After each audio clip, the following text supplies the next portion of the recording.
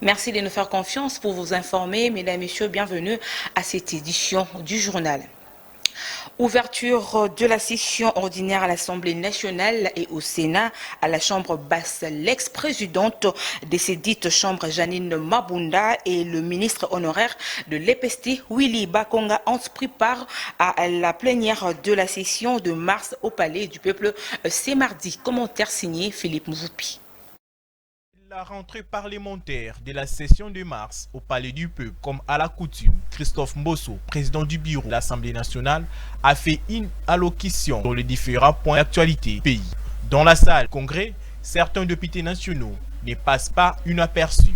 Il y a notamment la présence très remarquable de Janine Mabunda, qui a participé pour la première fois à la plénière de son éviction en tant que président de cette chambre parlement. La présence de Willy Bakonga après les feuilletons sur l'affaire de blanchiment d'argent et son présumé implication concernant les frais alloués à la gratuité d'enseignement. L'apparition de Bakonga étonne le public.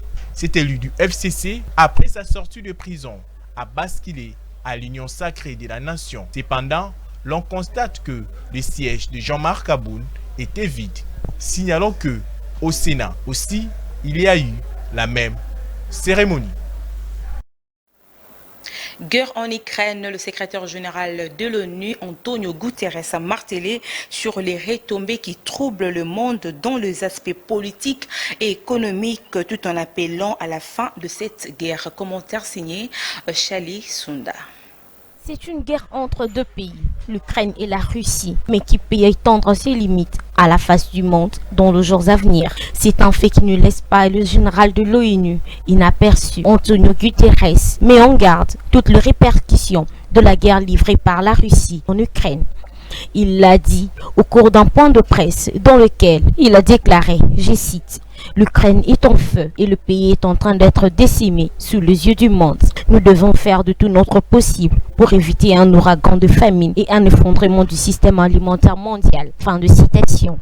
En raison du blocage de productions agricoles en Ukraine et en Russie, la dite situation devrait dans ses retombées frapper le plus durement le plus pauvre et s'aimer le germe dans l'instabilité politique et les troubles dans le monde entier, car elle dépasse largement l'Ukraine. À en croire le chef de l'ONU, le prix de céréales ont dépassé ceux du début du printemps arabe et de la fin de 2007 à 2008. L'indice mondial de prix denrées alimentaires de la FAO est à son plus haut niveau jamais enregistré. Ici est de noter que, au total, 45 pays africains et pays le moins avancés importent au moins un tiers de leur blé en Ukraine ou en Russie. 18 de ces pays importent au moins 50%. Cela comprend le Burkina Faso, l'Égypte, la RDC, le Liban, la Libye, la Somalie, le Soudan et le Yémen. Le chef de l'ONU lance un cri d'alarme pour réclamer la fin de ces hostilités qui mettent en danger le monde, car dans cette guerre, il n'y aura pas de gagnants, mais de perdants. Un homme prudent voit le mal de loin, dit-on. Place à l'écho de partis politiques après l'étape du Kwilu. Le secrétaire général de Nouvel Élan, Blanchard Mongomba, entame la deuxième tournée à l'intérieur du pays, dans la province du Bandundu, joint par téléphone Chalisunda. La tournée est motivée par le fait que au mois de juin prochain, l'initiateur, le leader de Nouvel Élan, Adolphe Muzito, va entamer sa tournée pour redynamiser, mais surtout essayer d'expliquer sa vision à la base du Nouvel Élan sur toute l'étendue de la République. Et comme il ne pouvait pas faire cette descente sans pour autant s'assurer de l'effectivité du fonctionnement de notre parti au niveau de la base, il m'a été demandé, comme secrétaire général qui gère le parti au quotidien, de faire ce que j'ai appelé une tournée d'inspection et de redynamisation pour voir le fonctionnement du parti. Comme vous l'avez dit, la première partie a consisté à faire une tournée dans une grande partie de la province du Kwilu.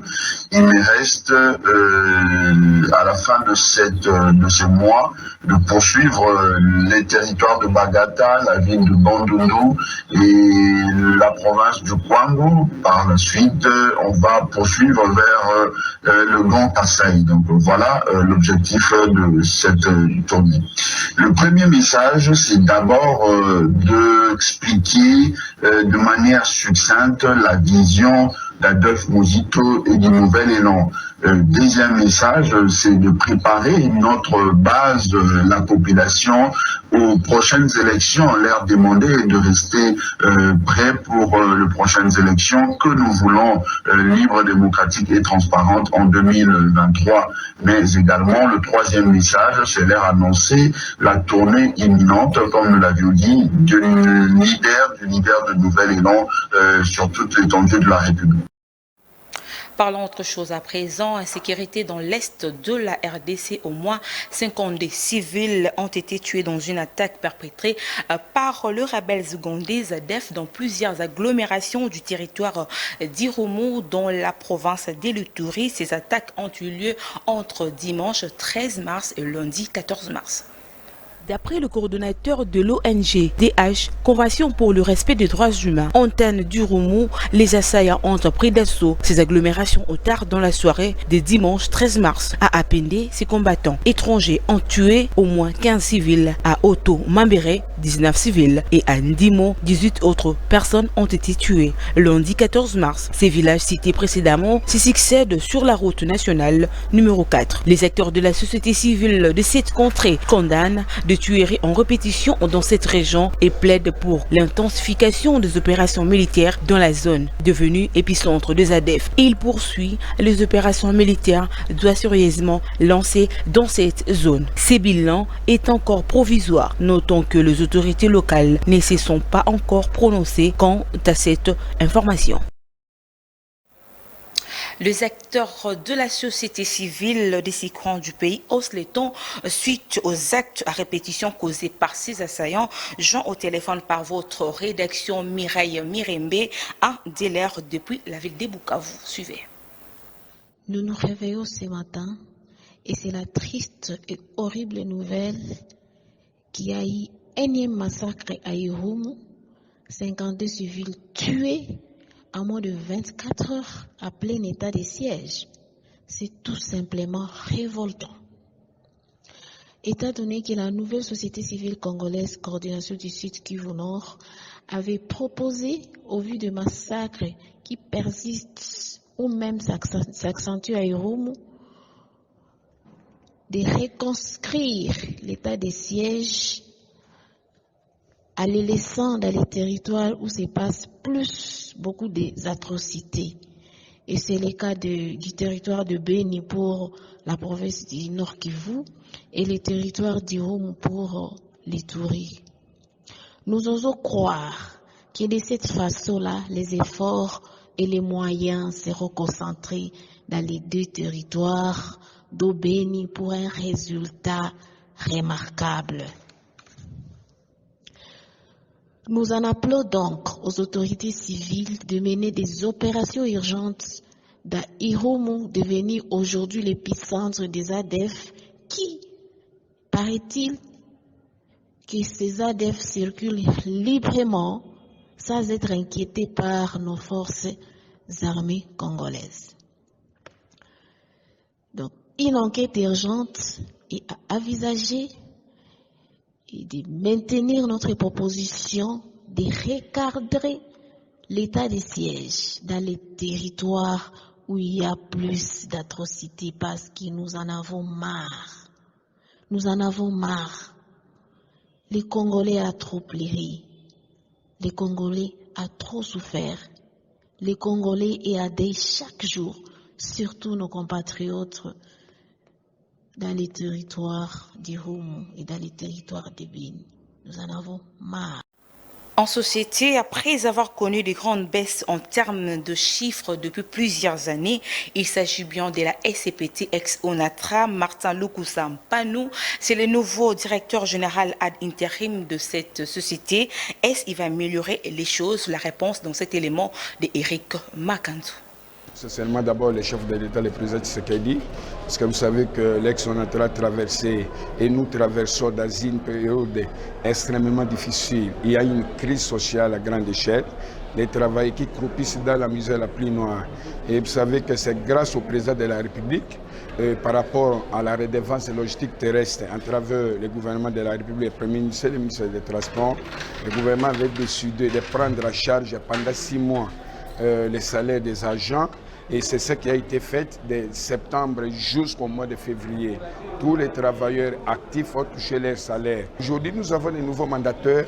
Donc il y a lieu, le Premier ministre a été saisi par notre requête, de libérer cette créance et de permettre aux travailleurs de toucher les 8 mois de salaire. C'est-à-dire 2021, les 6 mois et 2020, 2 mois. C'est ce qui fait 8 mois. Il s'est de rappeler que cette société a réalisé une grande baisse en termes de chiffre d'affaires depuis plusieurs années. Délabrement de nouveaux avenues, Luambo Makiadi, ex-Bokassa, après sa réhabilitation l'année dernière, difficile pour les usagers de cette artère de circuler. Reportage signé Franck Mongata et Enoch Moutela.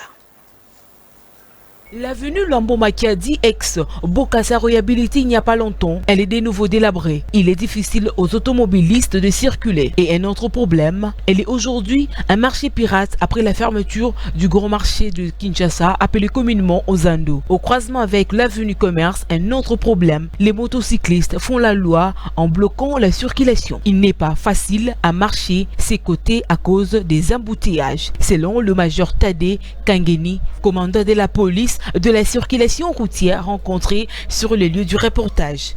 L'autorité doit s'activer en mettant le moyen nécessaire aux agents de l'ordre afin de pallier à tous ces problèmes. Bon, comme vous pouvez le constater, les différentes causes sont là. Il y a des gens qui vendent la chaussée. Vous pouvez constater, c'est en pleine chaussée. Lorsque vous quittez l'accotement de plein pied pour piétons, vous pouvez mesurer autant de mètres, vous trouvez les gens qui vendent. Donc ils vendent en pleine chaussée. Vous avez vu là quelque part les policiers, les amis de la territoriale, qui sont en train de les chasser, mettre un peu de l'ordre. Mais lorsqu'ils tournent le dos, les mêmes vendeurs reviennent. On n'a pas de mesures efficaces et permanentes pour maintenir cette discipline-là. Quand vous allez plus loin, vous trouvez un véhicule sur la chaussée immobilisé, ce n'est même pas un arrêt, mais c'est un stationnement. Il a coupé le moteur, il a même rabattu ses rétroviseurs et il est là. Le véhicule est là, il est parti. Regardez, quel est ce véhicule qui peut rouler là? La loi, elle est générale, impersonnelle et opposable à tous. Il n'y a pas qui est magique, il n'y a pas qui non, c'est ça la réalité. À noter que ces marchés pirates sont interdits à Kinshasa. En province, les élèves de l'école primaire des Mavuma, au village portant le même nom dans la province du Congo central, étudient dans des conditions déplorables en plein 21e siècle. Éléments signés Philippe Mvoupi et Eric Makanzu. Nous sommes à l'épée Mavuma, au village portant le même nom dans la province du Congo central. Ici, les élèves étudient dans les conditions inconfortables. Les images disent tout.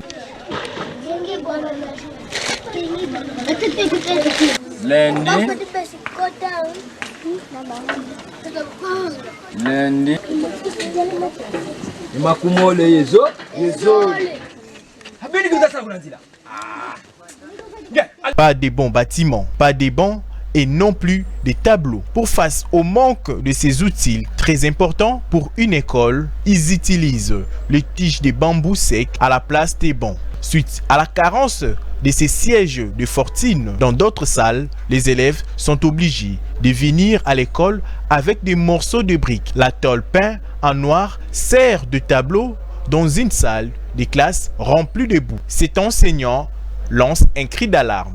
Dans la province du Congo central, la difficulté na biso ezaban bazo vana ba place mabe ba briko bazo lokota kaka kuna na bâtiment ba morceau ya umba vandeli eza epé Mavuma gratuité pezali l'état salaire nde tozwaka mais tosengaka ntango mingi tokomaka ta mikane epai bakonzi pourvu ke baya kotongela biso école mais nani tozwi suite te. D'après les données d'un rapport sur les secteurs éducatifs en République démocratique du Congo, il est indiqué que le pays du président Félix Tshisekedi n'a pas réussi à protéger son secteur éducatif des effets de la récession économique, des pressions politiques ou de toute autre nature, mais qu'il se classe parmi les pays où la vulnérabilité du secteur éducatif est devenue évidente.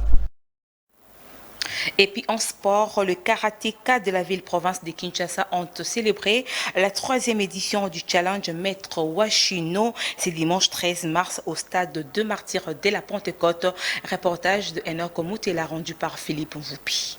La 3e édition du challenge Maître Washindo s'est tenue ce dimanche 13 mars au stade de Martyrs en présence de Maître Baïgon Bombomba, président de la Fédération congolaise d'arts martiaux mix, ancien karaté congolais et tant d'autres maîtres. La 3e édition a connu la participation de plusieurs clubs de Kinshasa et les karatékas célèbrent la mort du grand maître Washindo, icône du karaté congolais. Chaque année, la soirée s'est clôturée par quelques exhibitions des combats des jeunes karatékas.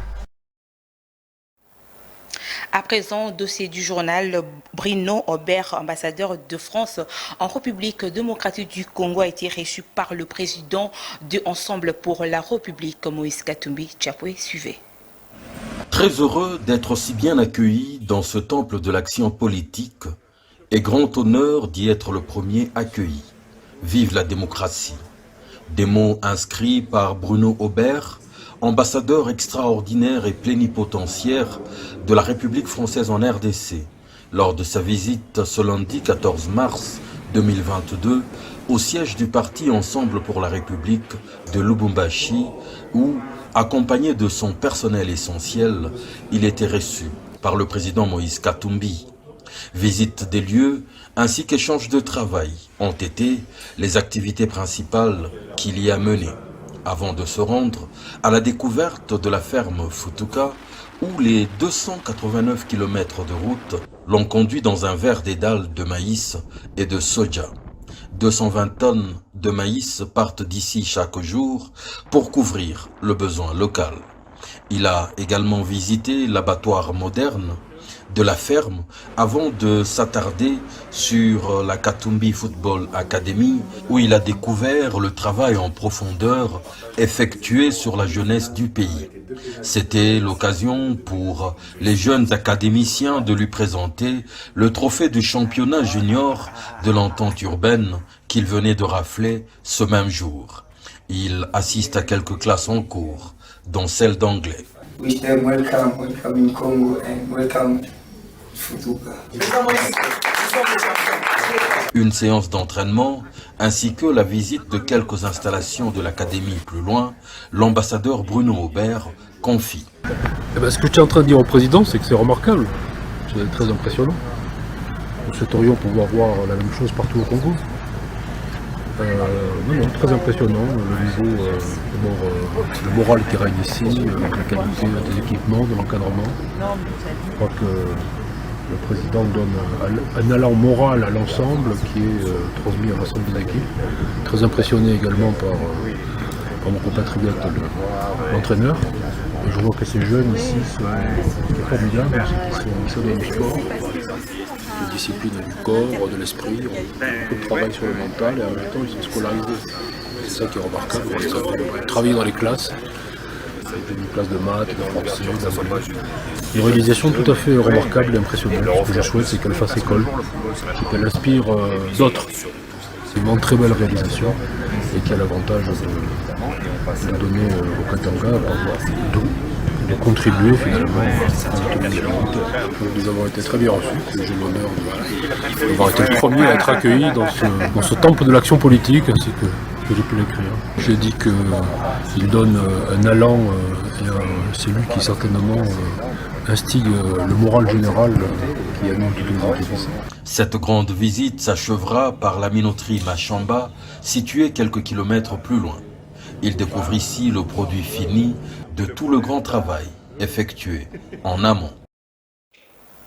Vous avez compris que nous sommes à la fin de cette édition du journal. Merci de nous avoir suivis à Songololo dans la province du Congo central.